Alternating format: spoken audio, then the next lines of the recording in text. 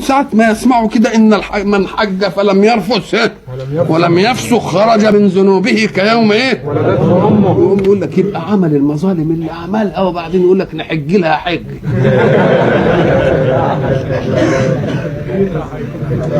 نقول له يا حبيبي اولا لازم تكون الحجة لله ومن مال حلال كويس اديك ايه، وما دام لله ومن مال حلال لازم تعرف عشان ما تنغشش. مش الذنوب كلها اللي هتخرج منها كيوم ولدتك امك، الذنوب المتعلقة بالحق سبحانه وتعالى. ليه؟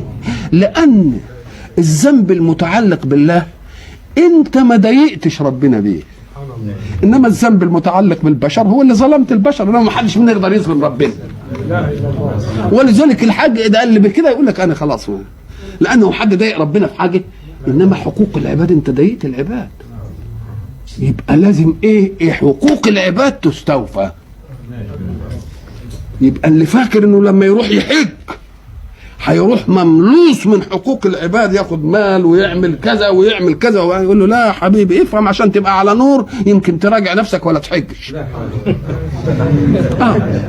يبقى على نور اللي هتطلع بها من ذنوبك يوم ولدتك امك.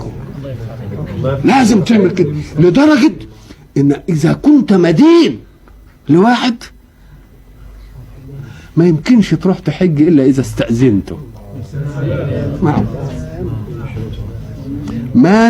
ما لم يوجد عندك وفاء للدين. ان كان عندك وفاء للدين حج زي ما انت عايز، انما ما عندكش وفاء للدين يبقى لازم تستأذنه.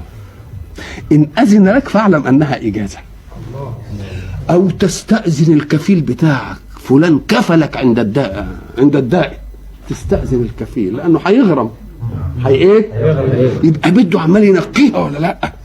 ما دام عايز تحج لله يبقى الله طيب لا يقبله الا الطيب.